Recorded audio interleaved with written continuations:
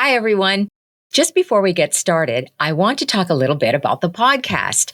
We launched in January of this year, and we have now shared 28 episodes of exciting and innovative research and big ideas, from why we make the decisions we do, to declarations of war, to the brave new world of dating. Well, now it's time for us to take our summer break, but we're going to be back on August the 17th, so mark down that date, August 17th, and we'll have more fascinating conversations with great Canadian minds. But in the meantime, please catch up on any of the podcasts you missed, and also please give us a rating if you like what you hear. Thanks to the Temerty Foundation for their generous support, and of course to you for listening to the CRAM podcast. Hope you have a great summer. Now here's our last episode.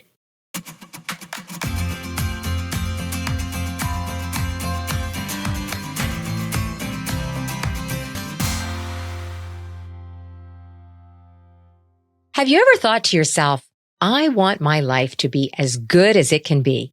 Now that sounds like a worthy goal, and the idea of good may mean different things to different people. But even if we really wanted a good life, maybe the best life possible, how do we go about getting it? Certainly good habits and doing things we think are worthwhile and beneficial to us helps. Jim Davies, a cognitive scientist, has spent some time looking into this. Maybe it was initially for himself, who knows? But he decided to share his knowledge of the science to being a better you in a book called Being the Person Your Dog Thinks You Are. Jim is also director of the Science of Imagination Lab at Carleton University in Ottawa and co-host of the award-winning podcast, Minding the Brain. Hi, Jim. Hi. So, Jim, the first line in your book is actually, I want my life to be as good as it can be. Is that something you yourself personally strive for? Oh, yeah. Well, like more than almost any, not more than anybody, but more than most. I think that if you say, I want my life to be as good as it can be, it's something that might be hard to disagree with. But when you look at how people live their lives, they don't actually act as though that's their goal. Instead, people tend to have some sort of a level of satisfaction that is good enough, and they don't want to really put more effort into making it a lot better. So that's why I start really with a strong, this book is about optimizing. It's about really pushing to be the best you can be and not just a little bit better, Well, you use the word optimizing. You use that actually in the book and call some people optimizers. Right. So, optimizing is a technical term in psychology, which isn't always what everybody else means by it. There's a certain kind of perfectionism that is not really good for self-improvement. So maybe optimization isn't the best, but it's a continual striving for betterness. Let's put it that way.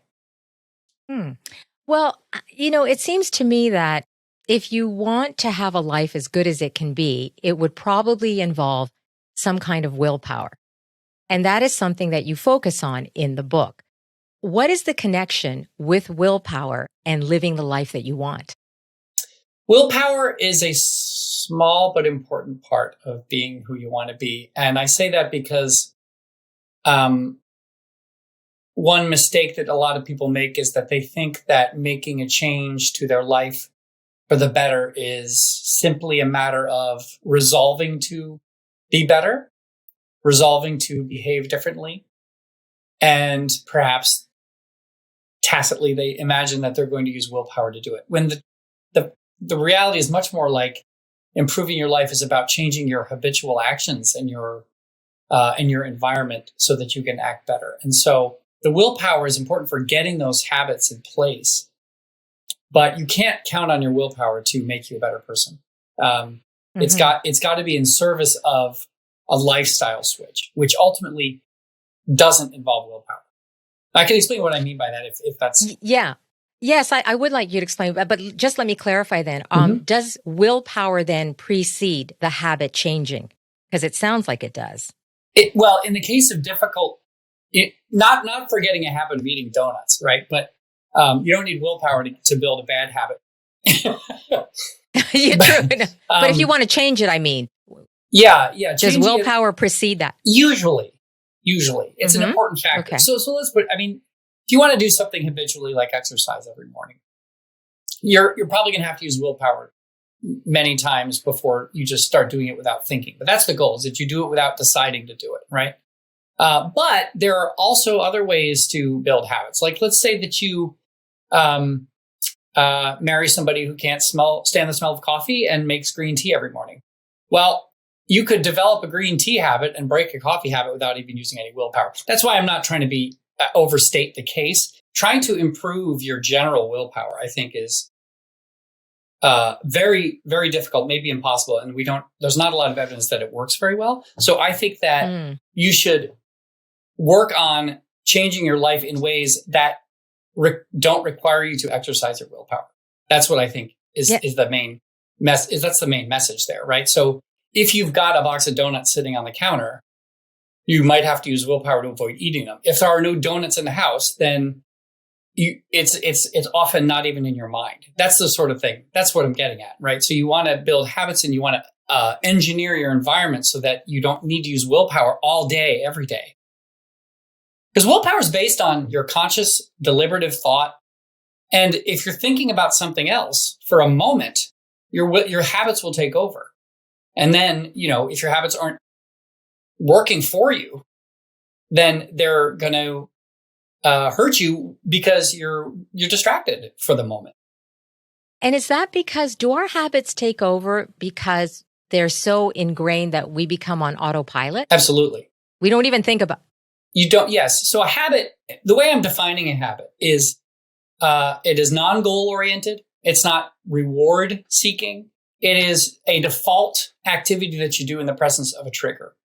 So the trigger might be a time of day. It might be a bodily state. It might be a previous action. It might be a place that you're in. But if your mind is somewhere else, that habit, you will just engage in that habit. And we all understand this with like automatization, like when you're driving, for example, you're not, or typing, right?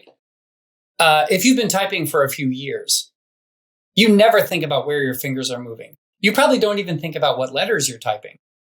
And you might not even be thinking about the words you're saying. You're thinking about the meaning and it just comes out in your fingers. Okay.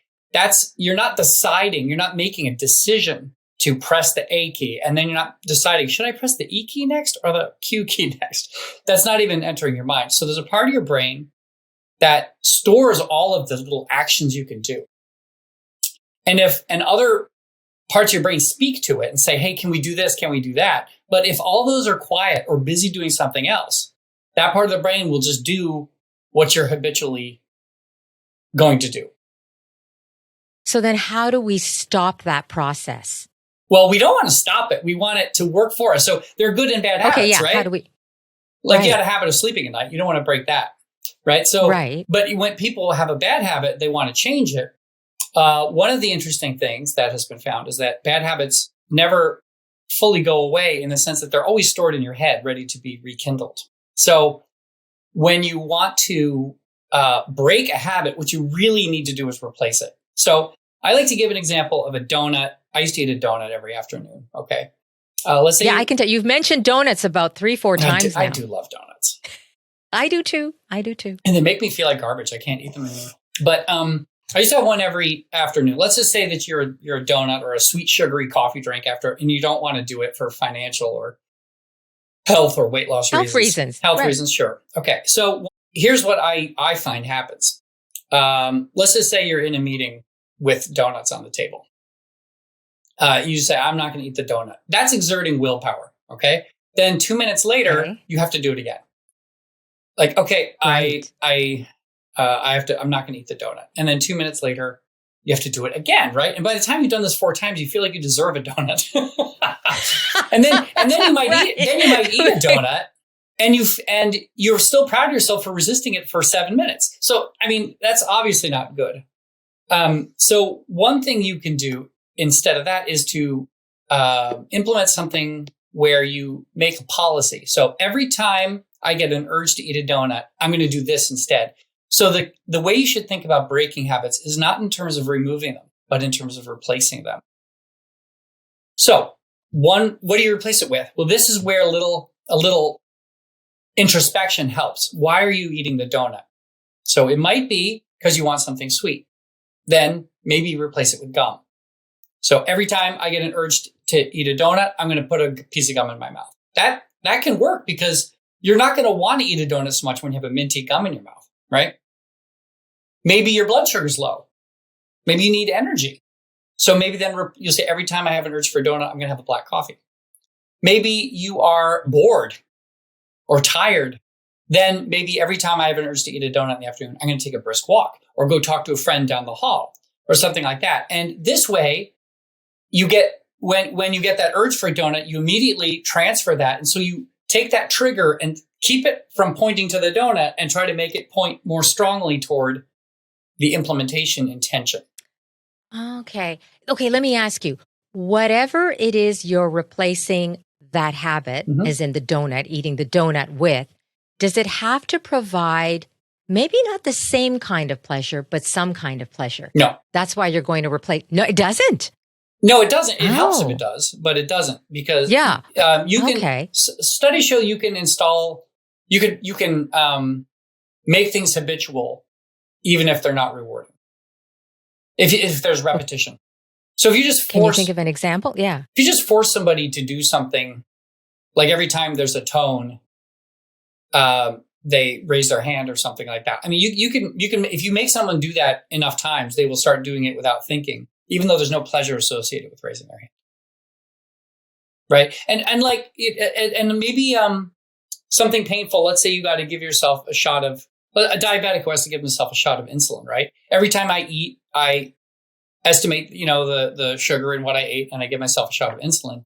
That's not pleasurable, but it can become a habit so that they just end up doing it perhaps while they're chatting with someone else and their mind is distracted. Mm-hmm. Do we know, is there any evidence to show how often or how long we have to do a habit in order for it to become ingrained? And it will always be there. There's a lot of garbage science floating around about that, but I have not found anything. And the reason is that some habits are incredibly easy to install and others are impossible. So how many times do you have to smoke crack cocaine to make it a habit? Like not as many as doing deadlifts. Some things are like inherently pleasurable, and those things are very easy to turn into habits, right? So, people, I bring home a new box of cookies that I've, never had before, and they're so good, and I buy them again. And before I know it, I formed a habit of eating them every day after lunch, right? That can happen very that can happen very easily because the cookies is incredibly delicious. But if you're trying to, form a habit like I do of like writing 1,000 words every morning, that just doesn't have the same visceral pleasure. So it's going to take longer. That's what I'm saying. So there are a whole lot of factors involved, and it's really impossible to say how many times. And it also differs for the person.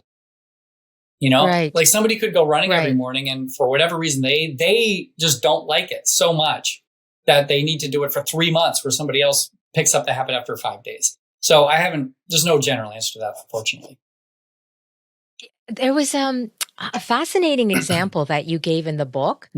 And it was this woman, and she wanted to get off sleeping pills. I don't know if you remember this example, because she was taking them every night. Yeah. And so then she ties the sleeping pill to watching a film. I think it was like a Harry Potter film. Yes, the first Harry Potter movie. The first Harry Potter movie, what she would do is take the pill and put on Harry Potter, and she would fall asleep.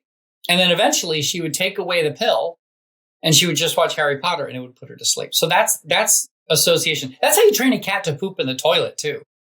I don't know if you know this, but like you put. Okay, tell me, because I'd like to do that with my cat. Well, I might not be getting it completely right. I'm getting this information secondhand. I don't have a cat, but you put the kitty litter on a cookie sheet under the toilet seat, and the cat will naturally go to kitty litter because of the texture, right?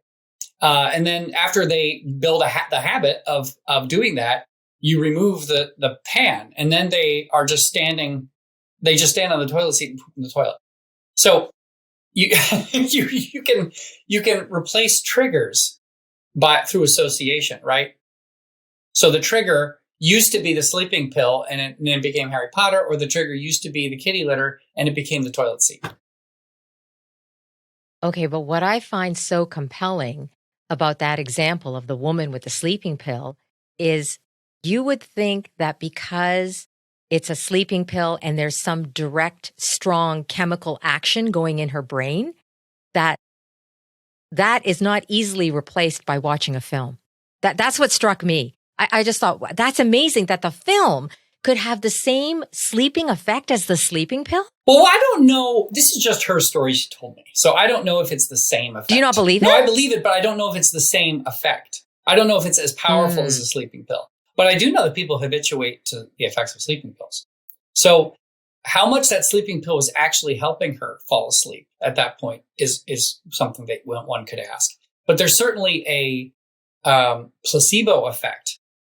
So after you've been taking a pill for a long time, right? A lot of psychoactive medications, not all of them, but many, you habituate to them, and now it's a lot of it's a placebo effect. You just think it's going to happen to you, so it does. And that's kind of what's happening with the Harry Potter, right? Yeah. So if you fall asleep every time you watch TV, then TV will put you to sleep. I mean, we kind of know that, right? I had a friend who would play Daft Punk for their daughter and put the daughter to sleep, right? And all they had to do was put on the album. You go right out. Daft Punk, which is not even relaxing, right? So it's yeah. No, that's what I'm thinking. What? See, now again, it makes me think. Yeah, it is. It is so part of the individual, reason isn't it? that it's easy to go to bed and go to sleep in your own bed is because of all those associations, right? So you're in bed. It's the right time of night. Maybe you've just brushed your teeth. I mean, the whole thing just goes tickety-boo, click, click, click. Next thing you know, ideally, unless you have sleeping issues, right? Then you fall asleep. It's not that different from the Harry Potter. Mm-hmm. And now it's funny because I just spoke to my son the other day, and he was trying to get off eating. He has a salty habit. He loves potato chips, French fries, those sorts of things. So he doesn't keep any of that food in the house. And I think that's a common thing, right? Does that tend to work as well? Like either to not put what it is you want to make, you don't want to make a habit of, you don't have it around, or do you make it actually difficult to get that thing when you want it? Yeah, it's just the two of them are the same. They're providing what you might call friction to get it, right? So even putting it on a different shelf, putting it in a locked box, freezing the cupcakes so that you have to defrost them in the fridge, right? All of these just make it a little bit more difficult to do it. I mean, for apps on my phone, if I'm playing a game too much on my phone, I will bury it in a folder on the third screen. Even having to navigate to it to find it will sometimes I'll just be like, so if you have healthy snacks easily available and you have the nasty snacks not in the house, somehow inaccessible, or there's some cost, more of a cost associated, you'll just eat less of them. And Google did like empirical research on this. So they have free food. I don't know if you've ever been to Google. It's kind of amazing, but they've got free food. I know like someone everywhere. who works there. Free food is everywhere. Yeah. And right. And what did they do? Didn't they provide some distance between you and certain foods? So they put the food away from the coffee. So you had to go to different places because people go to get coffee and they'd be like, oh, M&Ms. So they could measure down to the M&M how much people were eating because they're a data company, right? So they found that if it was, let's say they moved away from the coffee, they put the healthy snacks out on a counter and the let's call them the bad snacks, like the candies and stuff, you have to open, even just opening a cabinet reduces it significantly. Putting the M&Ms in smaller containers reduced consumption, right? The reason like serving yourself a small portion makes you eat less is because we just have this idea of what's completing a task. You get half a bowl of soup or a whole bowl of soup. You just eat whatever's in front of you because it's just, here's what I'm going to do. I'm eating this bowl of soup and then it's gone. So you get a small bag of M&Ms. You'll have eaten the bag of M&Ms and your mind is not as sensitive to exactly how many there were. And even like I've heard dieters will like, they'll eat a cookie. I'm just going to have one cookie, and then they'll eat one cookie and they'll be like, well, I'll just eat one row of cookies. But you see how they compartmentalize it in a certain way. And so you could take advantage of that by small portions and small packages. Yeah, that does make sense. Do you know, I did an interview not that long ago with a behavioral economist, This sounds Cool. a lot like nudging. Is it a form of nudging? Because that's what this sounds like. Yeah, you're nudging yourself. Yeah. You're totally nudging But what's yourself. interesting, in that interview, because I think in your book, you were saying that rewards tend to work better than punishment when you're trying to change a habit. Is that right? That's absolutely true. It is absolutely true. So, but I remember, with the behavioral economist, he was saying that with some experiments they did, when they were looking at people's habits, it was more effective to take away something that they had rather than giving them the option of getting something. Yeah. So taking something of value away. Yes. Oh, yes. But were the people taking it away from themselves, or was the experimenter taking it away? The experimenter was taking it away. There you go. So you can slap yourself across the face every time you eat a donut, but how long are you going to keep slapping yourself across the face? That's the problem, is that you will just stop punishing yourself. See, if someone else is doing it, it can work. Totally. It can totally work.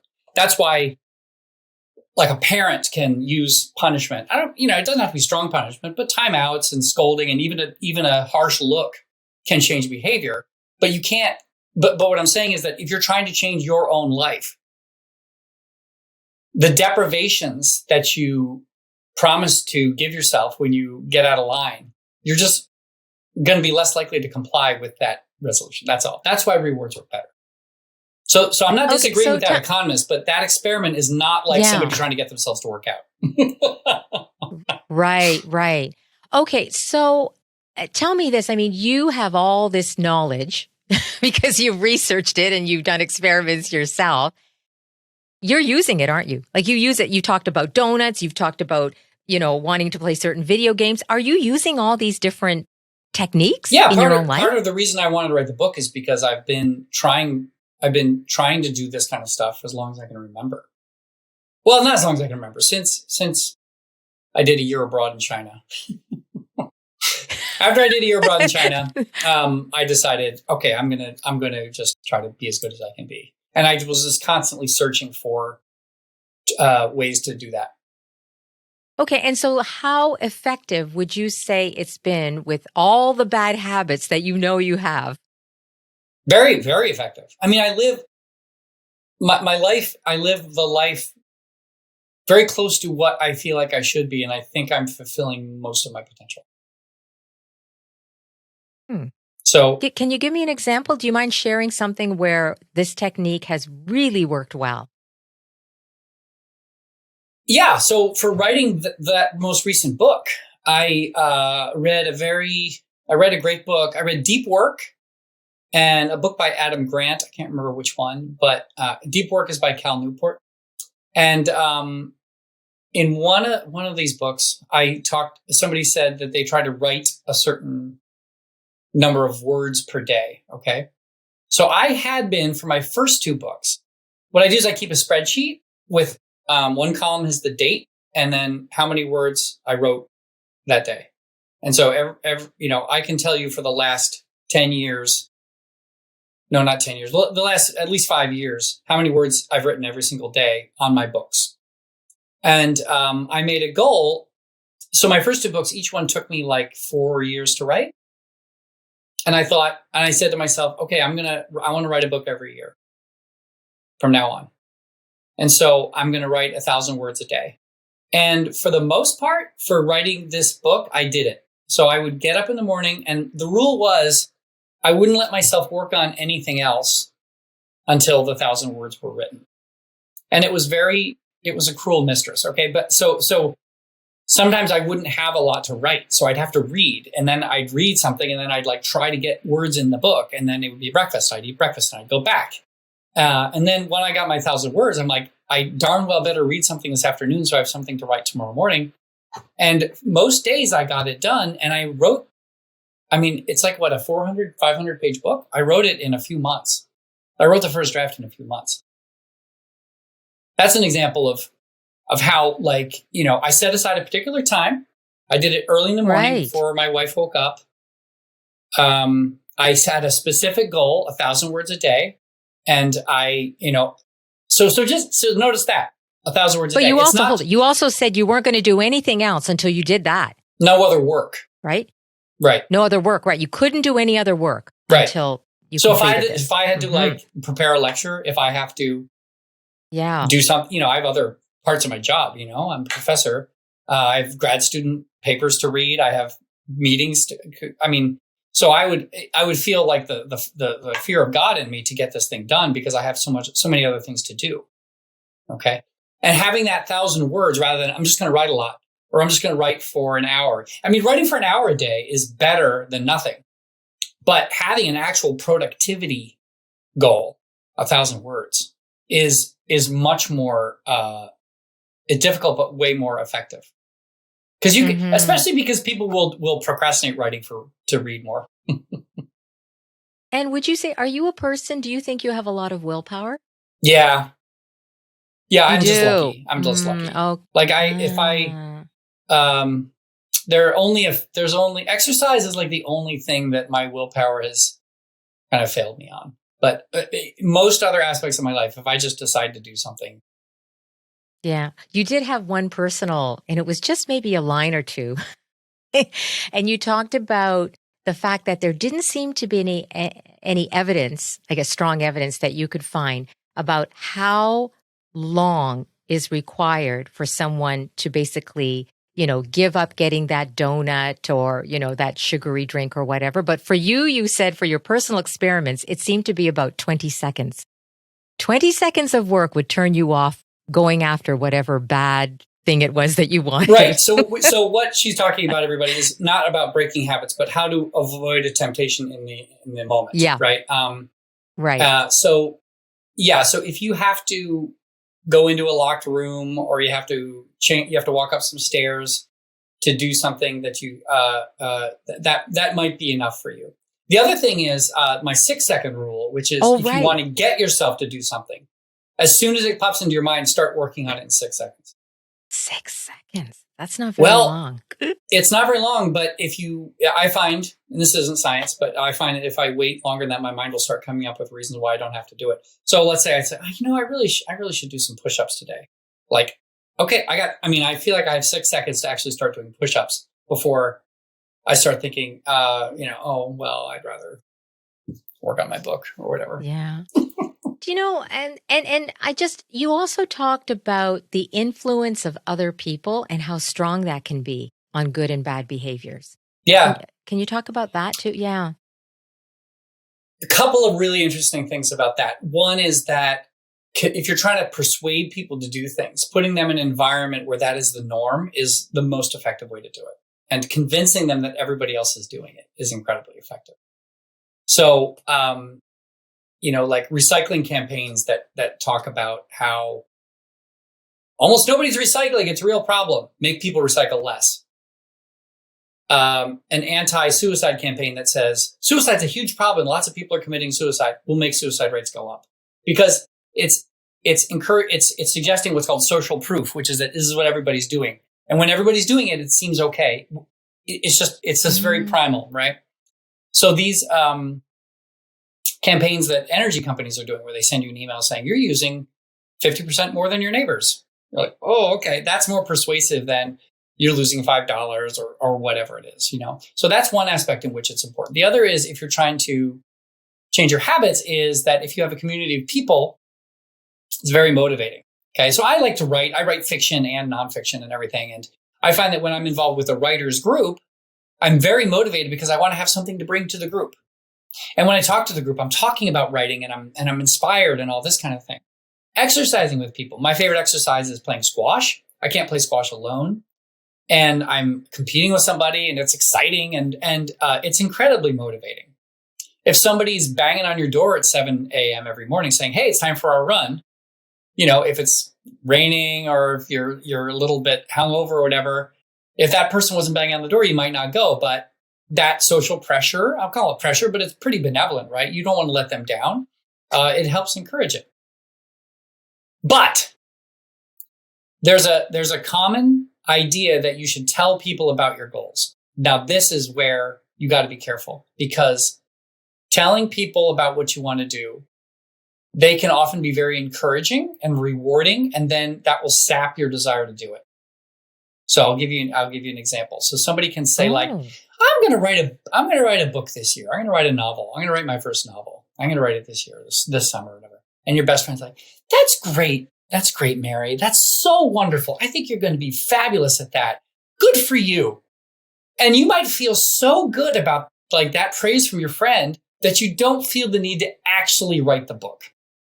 So this really happens. So sometimes, if somebody is making you accountable, then telling them can help, right? So I want you to get on my case if I haven't written a chapter by next month. That might be motivating. But if you're getting too much reward, it can sap your desire to actually do it. So sometimes you should not even tell somebody about what you're doing until it's done, and then get the praise after you've actually done it and deserve the praise. Oh my goodness. But in some cases, would that not work? Let's say the person is not feeling confident about it, but because they're getting the support and confidence of other people in that, yes, you can do it, that might not spur them on. I mean, that no? can happen too. That can happen too. So that none could of this happen. stuff is Okay. in psychology. Nothing's 100%, right? But it's just something to watch out for. Let's put it this way: if you want encouragement because you're feeling like I'm thinking about pitching a TV show to Amazon Prime, but I don't think I'm a little scared. Then maybe talk to an encouraging friend, and they might encourage you to do it.